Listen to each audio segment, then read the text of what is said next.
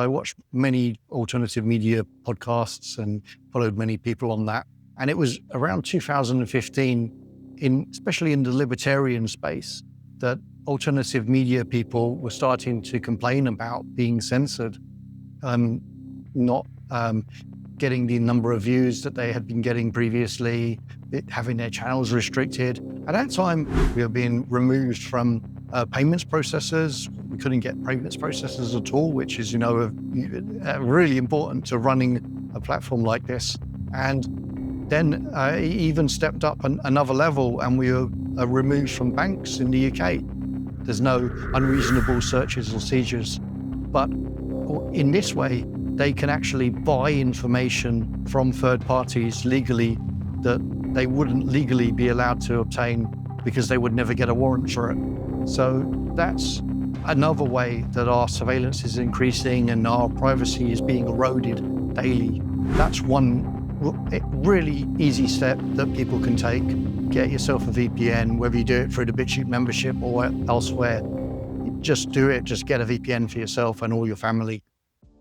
Welcome to Changing the Channel with Joe Garner, a show about shifting our individual and collective beliefs on what is possible for the future of humanity. As our understanding of how our reality continues to shift, we are at a point of reunification between science and spirituality. What does the world look like when we break free from the generational trauma that has kept most humans playing small for thousands of years and step into our full power as the co-creators of this reality? I always ask that you keep an open mind with this podcast. Ask yourself what resonates with my truth at this time and what does not. Respect your intuition, but see if you can get through the whole show, because there might be that little nugget buried deep in the conversation that unlocks something for you. Welcome everyone back to another wonderful conversation here on Changing the Channel. I have a unique guest. His name is Ray Vahey, and he is the CEO of BitChute, an internet privacy expert. So welcome to the show, Ray. Thank you for joining me today. Hey, Joe. Thank you so much for having me on. Yeah. I'm excited to get into this conversation.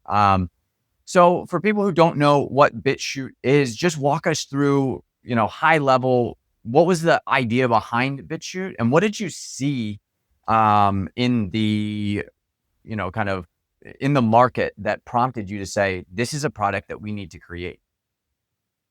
So BitChute is a pro-privacy, pro-freedom of expression video sharing platform. And the story really goes back to 2015, maybe even before that. When I was a very big fan of the alternative media, I saw them as the answer to giving people more power, holding power to account, and basically improving what I saw with what was lacking in the mainstream media. And this is after years of disappointment with the mainstream media for things like international war coverage that I didn't think they did a very good job on, and things like many scandals, actually, like the Jimmy Savile scandal in the UK. I was very disappointed in them. So I thought that mainstream media really needed more competition, and the alternative media was a great, new, exciting thing at that time. So I watched many alternative media podcasts and followed many people on that.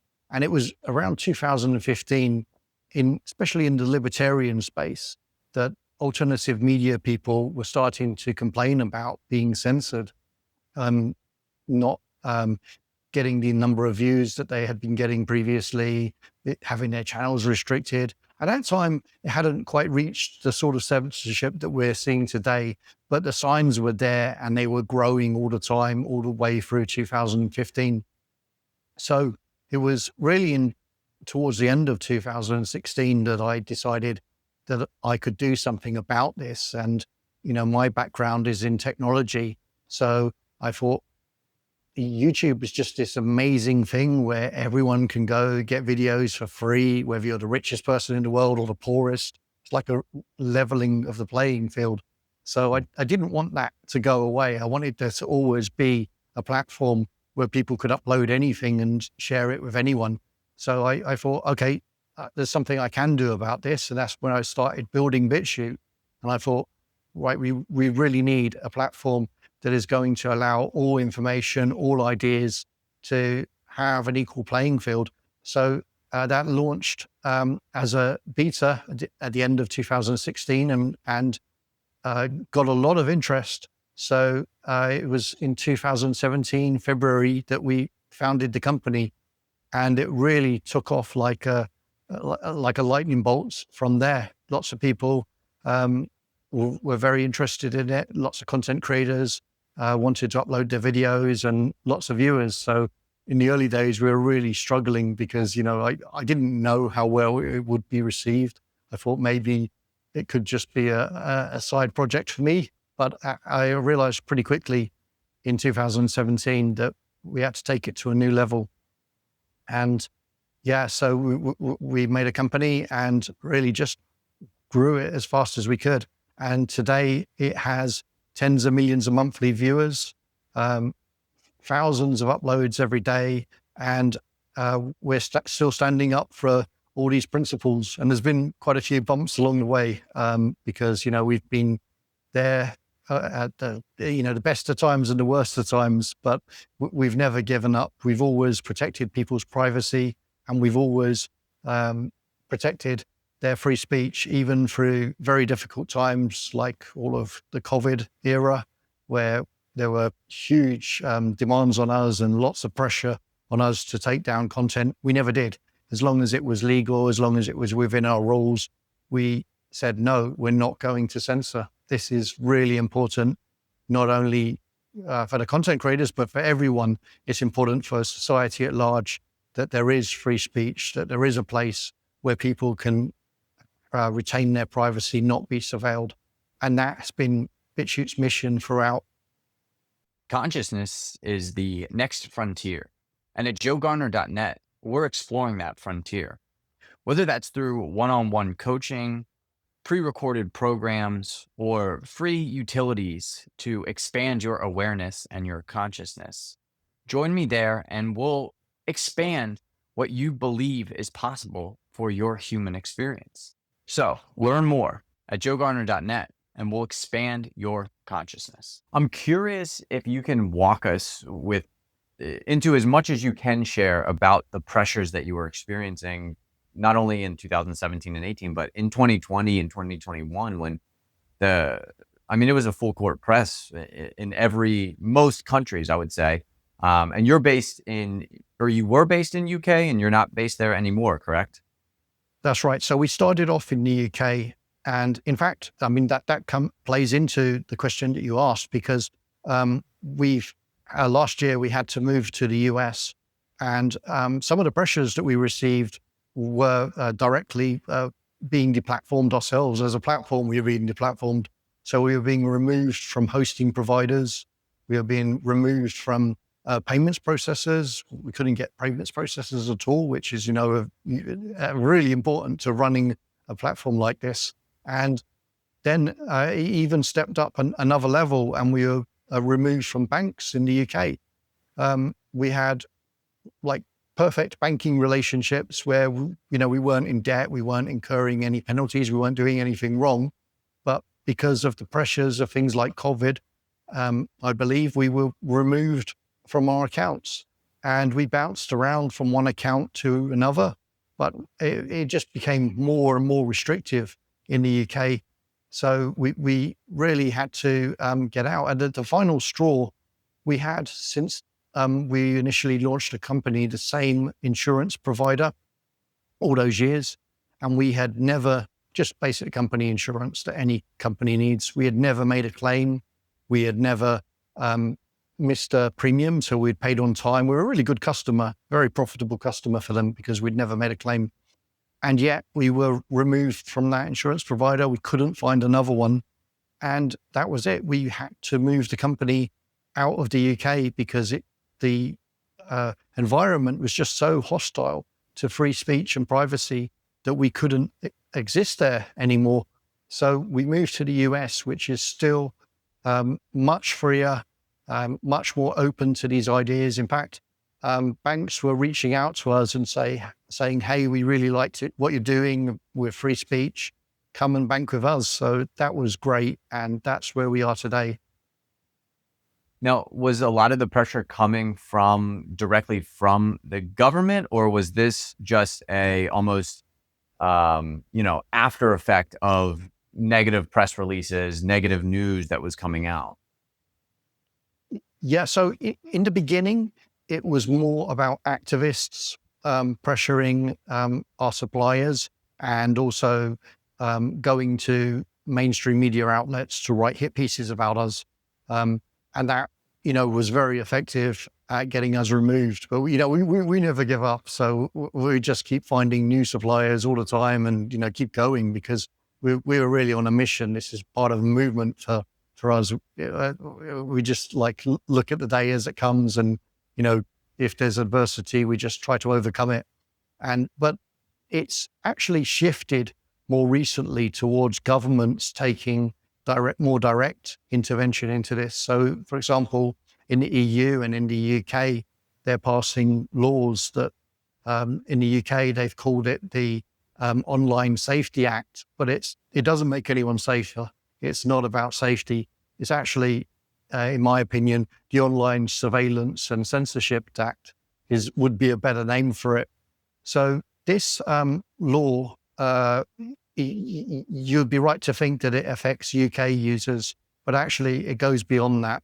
So even though we're a US company right now, they still want to have some control over us from the UK. And any company that exists outside the UK, as long as they're servicing the UK, as in providing a website into the UK, these governments now think it's their responsibility to have control and demand censorship and demand surveillance. So in fact, we've more recently turned off services to the UK, and that is to protect our UK users and to protect our users globally in the US and Canada, everywhere else, because we don't, we don't want to be in a position where we're collaborating with these governments, handing over your information. Potentially, it's very broad what they can ask for. They can ask for all sorts of things. So we don't want to be in that position where we're putting our users' information on the line and they can be legally entitled to it. So we've pulled out of the UK entirely. And and that is really what I recommend every platform should do. But people should know that if they're uploading to or viewing on platforms that haven't done that and that are still available in the UK, that is the outcome, that they're being surveilled, and that information is potentially ending up in the hands of governments, their own government and the UK government and EU governments. Now, I'm curious, is this subpoenaed information, or are they just collecting all the information? Because I know there's information brokers, and you can buy basically any platform that is collecting information. There's a broker that is brokering deals between buyers and sellers of information. So is this more brokers that are doing that, or is the government actually subpoenaing people and asking for this information? So you raised a few good points there, because that exists as well. So specifically what's happening in the UK is that Ofcom, which is the regulator of the UK, and also happening in the EU, they can make demands of platforms to hand over information. And that can be a broad, wide scoop of information that could, it isn't specific to a user. But there are also legal cases where, in the US as well, where someone might have done something wrong on a platform, and then law enforcement would go to a judge, get a warrant, and then they would have a legal right. And in that case, that would be a specific case. We would comply with that. That would be our legal obligation to comply with that. But the third case, which is quite sinister, which is happening all the time, is other platforms on the internet, or apps, or smart devices, including your smartphone, your smart wristband if you're going to the gym, or your car if it's got smart tech capabilities, are all scooping up information all the time about you, every clip, every click you do, every view of a video, every purchase you make on platforms that do that sort of data capture. We don't make that part of our business model, so we don't do that. We don't want to do that. We're principled in that sense. But certainly if you're on YouTube, that's happening. And that is being sold to data brokers. And it's also being purchased by governments, by other big corporations, by insurance brokers, by all sorts. Anyone who wants to buy it for any reason actually can buy that information. So governments can get it can get access to information that they previously would have required a warrant for under the Fourth Amendment. You're not, no one's obliged to hand over any information to a government. There's no unreasonable searches or seizures. But in this way, they can actually buy information from third parties legally that they wouldn't legally be allowed to obtain because they would never get a warrant for it. So that's another way that our surveillance is increasing and our privacy is being eroded daily. And, an example of that, ICE, the Immigration Department, last year spent $200 million buying app phone. In the last 2 years, spent $200 million buying app phone data. So there's many examples like this. It's ongoing right now, and it should be better known. People need to expose this. In my opinion, it shouldn't be legal for governments to do that. They shouldn't be able to obtain data that they wouldn't otherwise be able to get because they wouldn't get a warrant for it. The journey to finding myself started with a shift in how I viewed my health. That is why I am proud to partner with Purium, the transformation company. What if you could support your health with a system designed for today's challenges? Purium is more than a supplement company. It's a solution for regenerative health. Their whole food products include the only clinically proven glyphosate detox, helping you eliminate the toxic buildup caused by modern farming. Pair that with Beyond Organic superfoods and the most efficient source of protein on the planet, and you've got a powerhouse combination to build muscle, improve digestion, and fuel your energy levels, all while promoting deeper sleep. Plus, Purium is mission-driven with planetary health in mind. They're proud to lead the way in a plastic-free movement using biodegradable packaging as much as possible. True health freedom starts here. Experience the power of this regenerative healing system for yourself and witness your own transformation take place. You get 60 days to try it. And if you truly don't feel any benefit, you get fully refunded. I have personally been using the daily Core 4 products and have noticed an increase in my energy and the depth of my sleep. Use the link in the descriptions to get started today and receive at least $50 off your first order over $75. Right. And that's interesting. I mean, I guess it's just a part of their budget at this point. Was it approved to be in their budget? Do they need approval from Congress to have that in their budget? I mean, these are questions that come to mind for me. It's like, how did they get $200 million budget to buy data from brokers on US people? Like, where does that come from?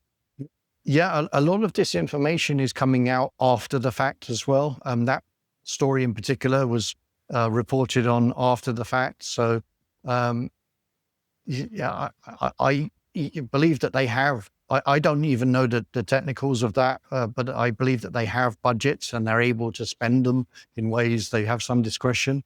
So that is ongoing, and yeah, it's wrong. It should be. It shouldn't be legal. Yeah, I would agree. It doesn't seem to make sense. I guess there's also the other argument that if you're going to have a efficiently run government, the more information that you have does help to efficiently run that government, right? And that's there's always that other argument, that other side of the case where if you're going to have efficiency, if you've got organizations like Doge that are seeing how can we efficiently run, and just as corporations have been using bought data for the last 20, 30 years now. If we want to bring the government into that efficiency level, is that something that you see, or is this always going to be a case of overreach, government surveillance, and they're going to use this information for negative purposes, for purposes to, incriminate people, to lock people up, to get people trapped in the legal system? So my views are on this quite libertarian. I believe that, that governments should be kept small and their powers should be watched very carefully, giving them more information, bigger budgets, allowing them to grow, in my opinion, always leads to corruption and inefficiencies. So I agree with Doge in regards to some of its initial objectives of cutting all of that back. Departments shouldn't be allowed to. Some of them shouldn't exist. They shouldn't exist at all, and there should be cutbacks. But I don't think that just giving out this information is the right way to do it. I don't think it's necessary in order to make cutbacks in departments that shouldn't be there. In fact, there was an executive order by President Trump in March of this year, and he's actually given a lot more information over to private companies to help do what you described, run the government more efficiently. And, a company that he's handed information over is Palantir. But they're actually getting information now that they could never get before and was collected for reasons completely different to what it's being used for now. So I'm talking about your IRS data, your most sensitive tax records, your HHS data, all of your health records, education records that, the government really has no business giving this information out, in my opinion, and can only lead to ill effects. And there's history shows us this time and time again. Even if you go and look at what could happen in the US, if you go back to the 60s and 70s, your then FBI director, J. Edgar Hoover, he was running a completely illegal surveillance operation, and he had information on thousands of Americans. He was surveilling anti-war protests, surveilling people for no other reason than just dissent.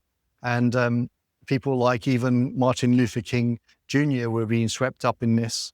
So, if you give government this sort of power and give them access to this sort of information, there's a lot that can go wrong. J. Edgar Hoover had to actually hire people, get them to infiltrate groups.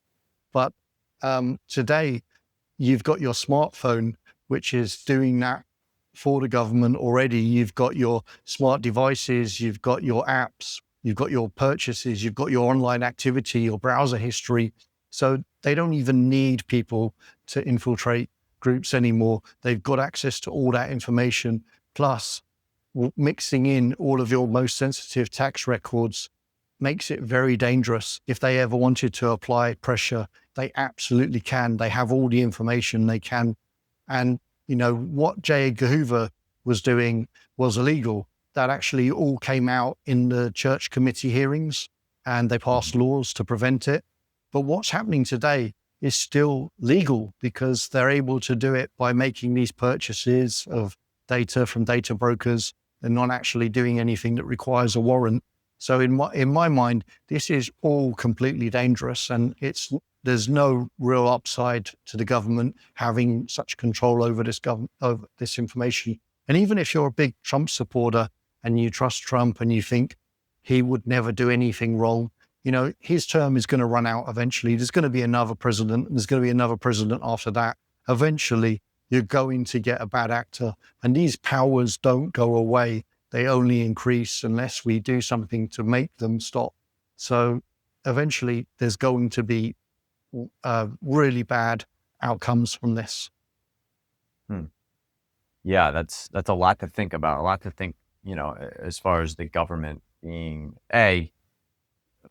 offloading these responsibilities, the responsibilities of traditionally the government. I've got aunts and uncles that work in there. They're in, data security for the government, and it's a very tight run ship. It's incredible the amount of effort and thought that goes into protecting the data of every U.S. citizen.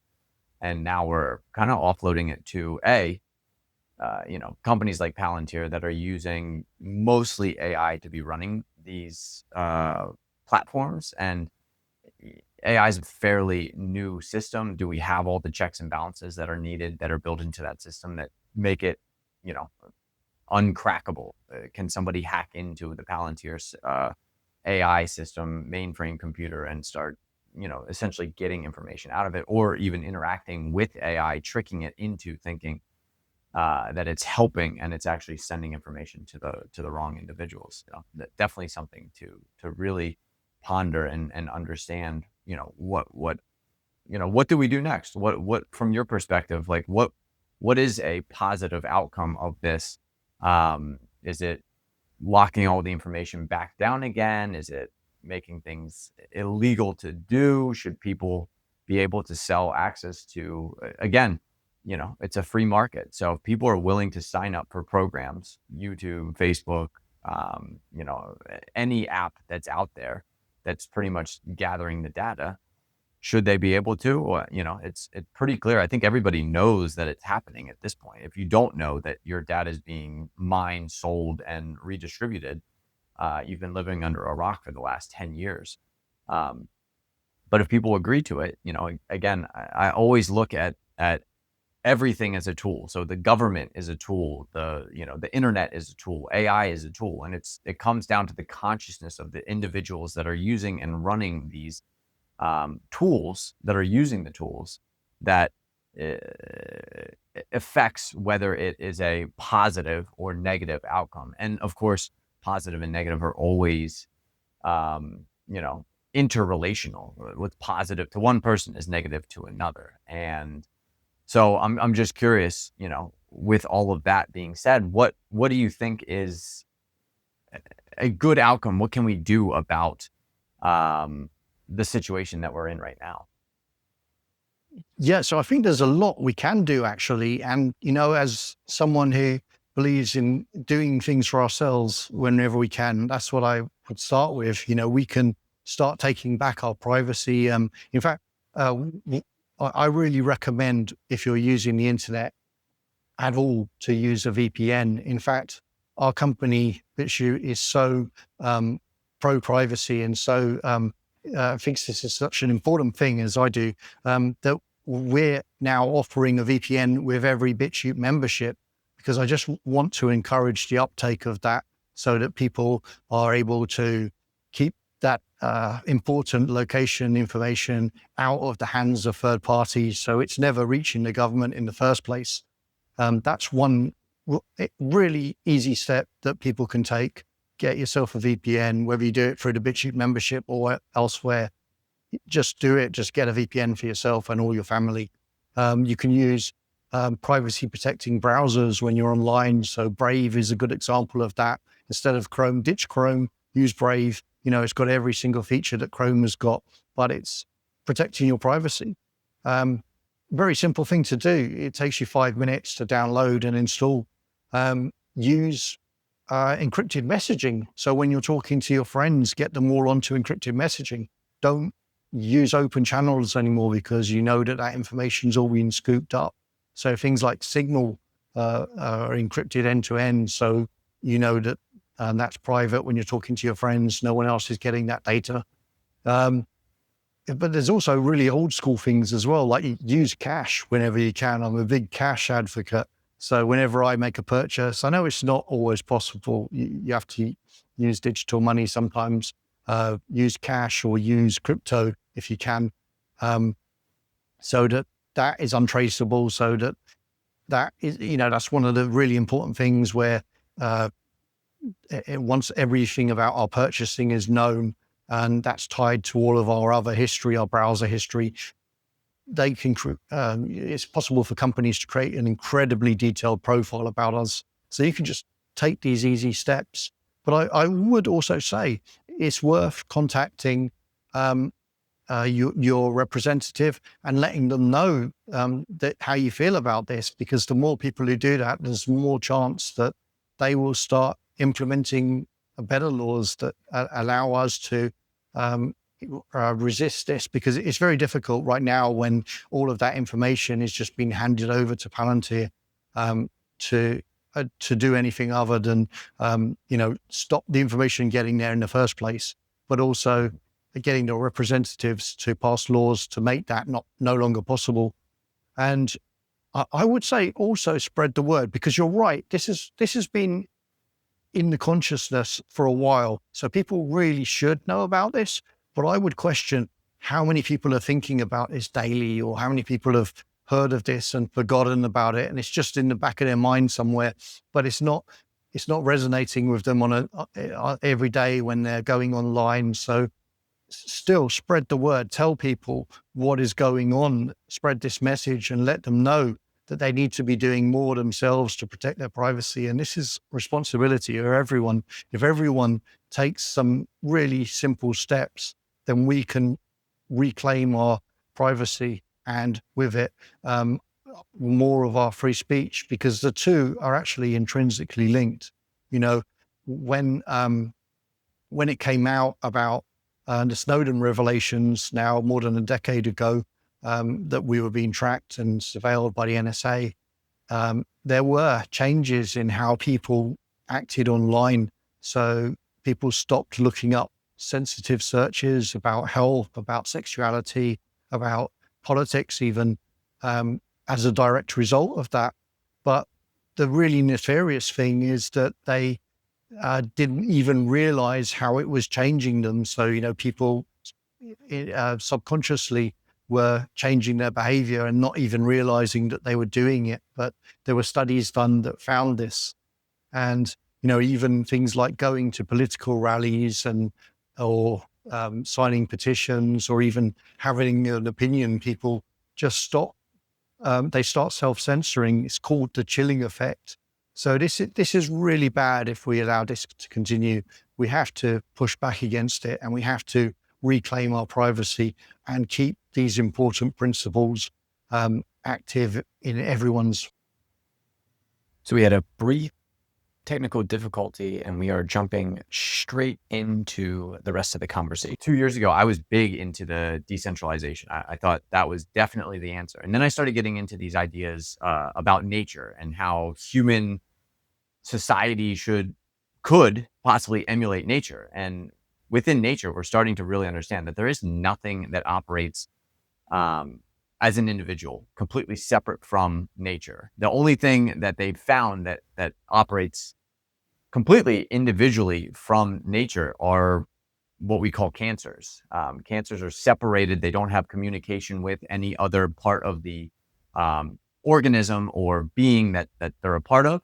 And that's what makes them cancer. They become these individuals that begin to grow and grow and grow at the cost of other things. And I think in a society where we are interconnected, we're this global society at this point, that the idea of purely decentralized, purely individualistic perspectives is, how do we do that at 8 billion people? How do we have this individualistic, consciousness on the planet if we are all interconnected? The only way that we're able to do this is with these massive systems that have been built. The fact that we're having this conversation, there's probably been over 2 million people that have directly worked on the internet cables that were laid.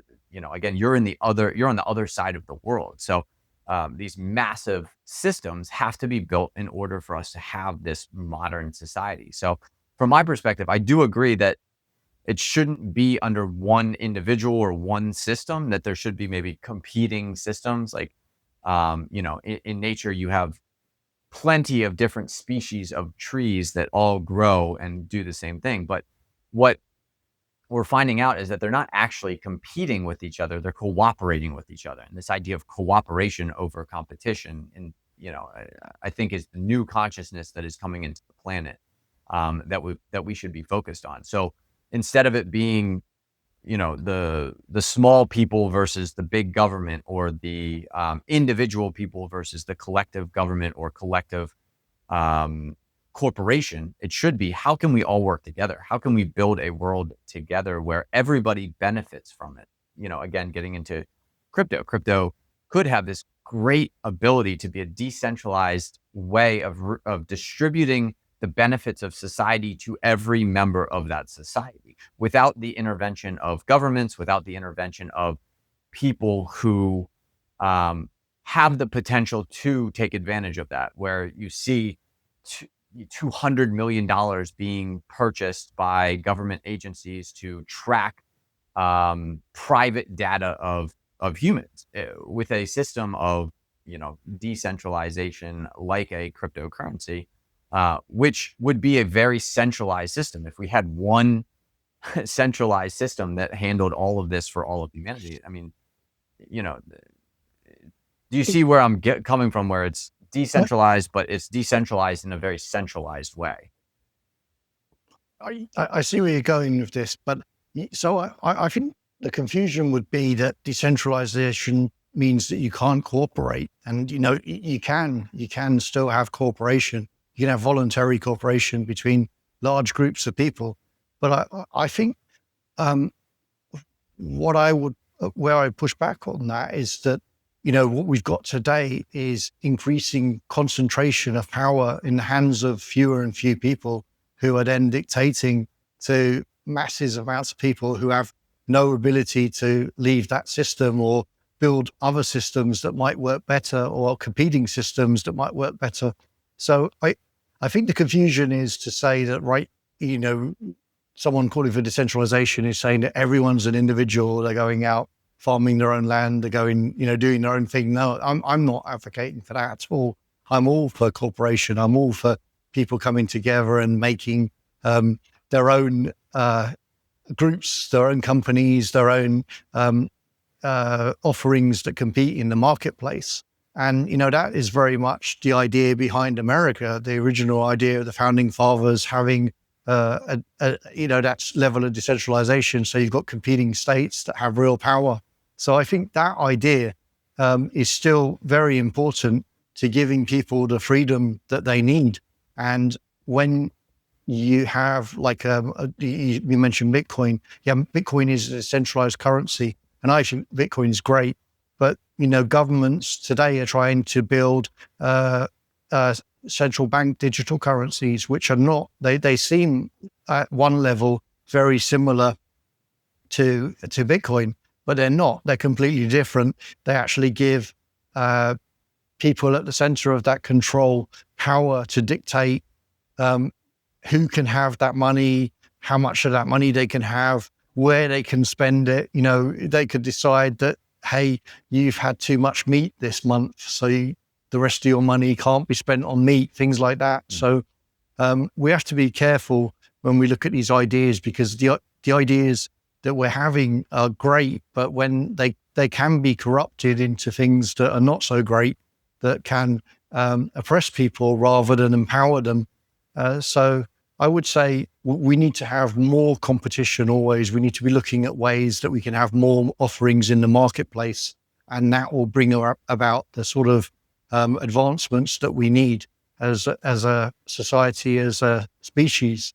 And that will empower people to do things that, to innovate in ways that, because the marketplace empowers people to innovate. There's no incentive when you've got centralized control to come up with better ways of doing things. You just maybe do things like you've always done, but maybe tweak them here and there. But when you've got a true marketplace, you can come up with real innovations, completely new ways of doing things. And centralized governments are very bad at doing that, but companies and individuals are great at doing that.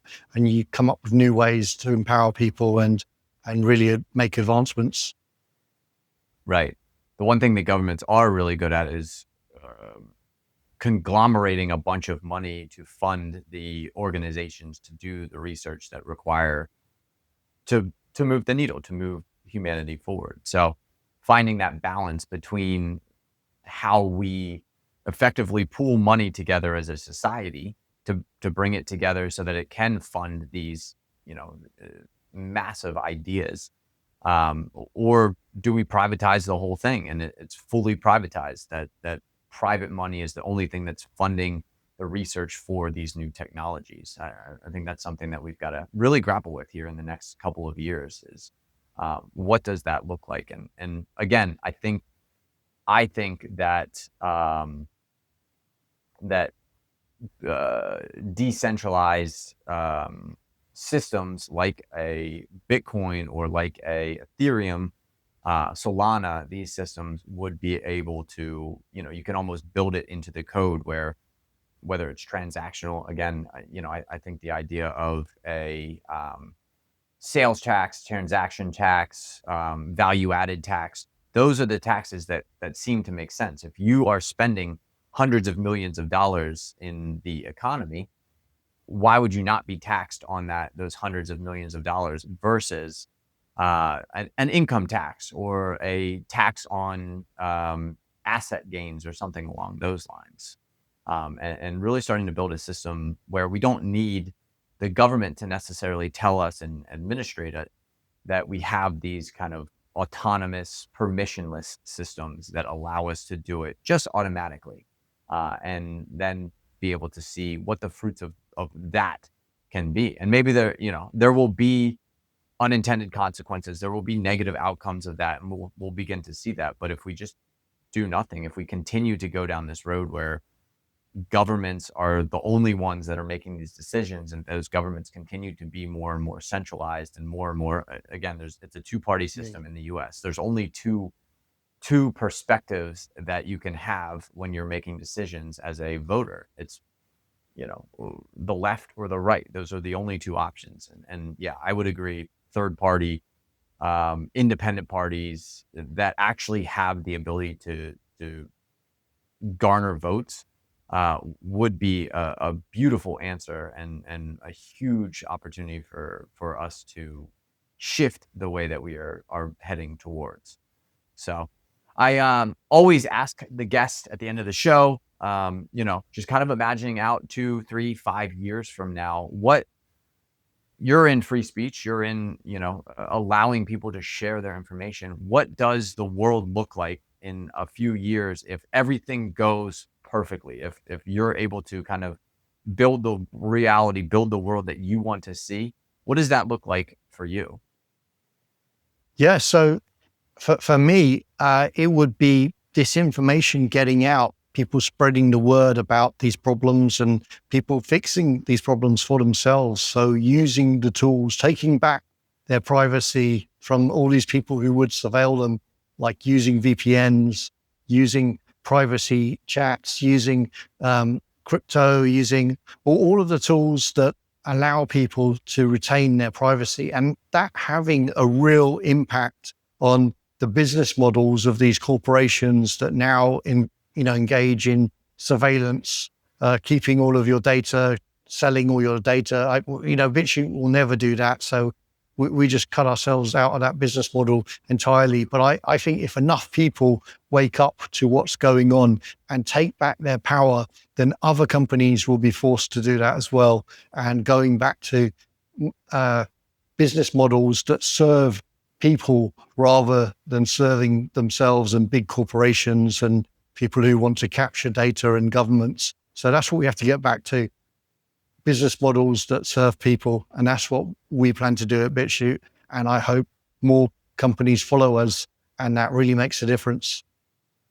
Yeah, I agree. I think that is the way. Continue to get information out and continue to build this system that works for everybody. The system that is working for all the humans on the planet, not just for the top 1%, the top 10%, the top 50%. It's got to work for every single human, every single consciousness, every single being. And it has to work for every part of the world as well, not just for the human individual, but for the environment, for animals, for the ocean, for, again, propagating this human species. Because I think one of the and Elon's on it.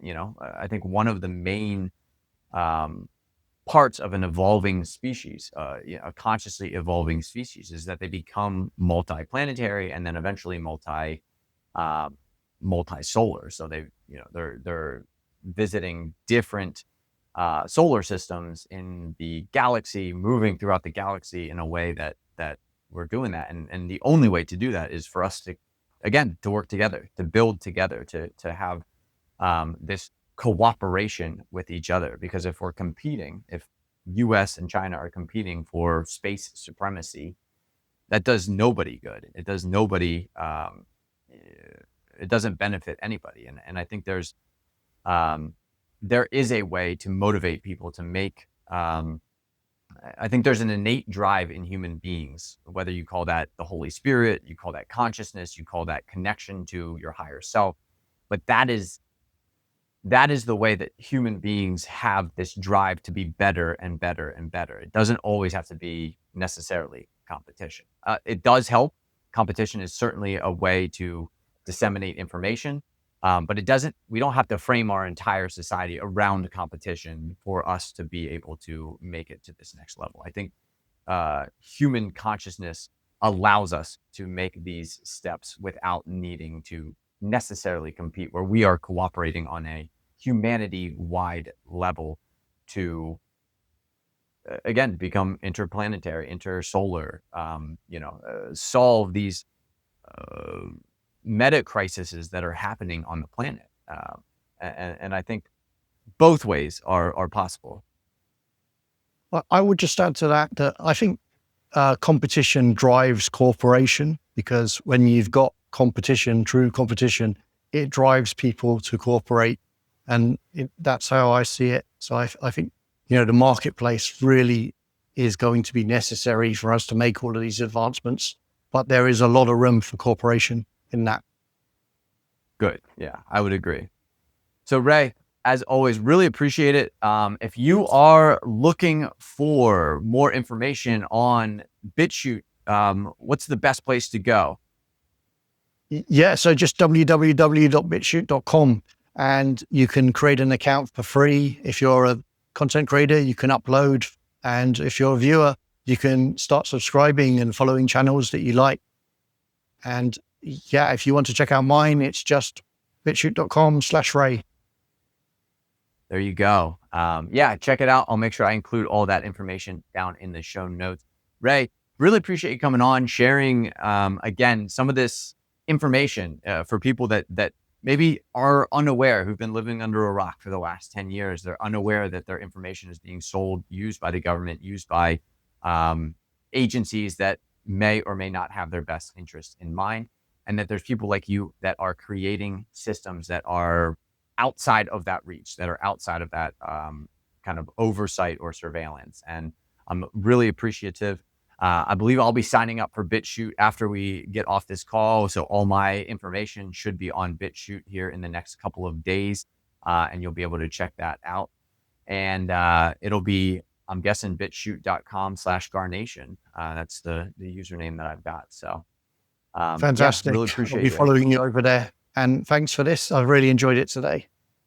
Yeah, I really appreciate it. And yeah, if you're new to the whole sovereignty, to information on how you can escape from these surveillance systems, escape from these systems that are trying to control you, and really searching for systems that are, more cooperative, more humanity centered. I think that's really the key. I do have a blog. It's called Evolution Update, and it really talks about how you as an individual can create this more beautiful world, because we are all creating that world inside of us from our perspectives, our beliefs, our thoughts. That is what creates this world, the idea of a generative process in humanity. So if you want to check that out, it is joegarner.substack.com. Would love to have you over there. And I also have a buddy. His name is Joe Hawley. He has I believe it's a free course right now on the sovereignty of humanity. It's a 21-day course, and I will include the the link to his course in the show notes. You can check that out as well. Really cool opportunity for you to learn more about what's been happening on the planet, what's going on, and how you can gain your sovereignty back. So, Ray, appreciate it. I hope you have a great rest of your evening. Fantastic. Thank you. You too. Bye. Thank you again for listening to Changing the Channel with Joe Garner. If you enjoyed the show, please follow the podcast, hit the bell to know when a new show comes out, share with a friend, and rate us on whatever platform you're tuning in from. It helps get these messages out to more people to create the collective shift in reality we are here to experience. Make sure you interact with the Q&A and poll sections of the show so I can continue to provide content you enjoy. Finally, check out my website in the show notes to become a VIP of Changing the Channel and join the shift that is happening.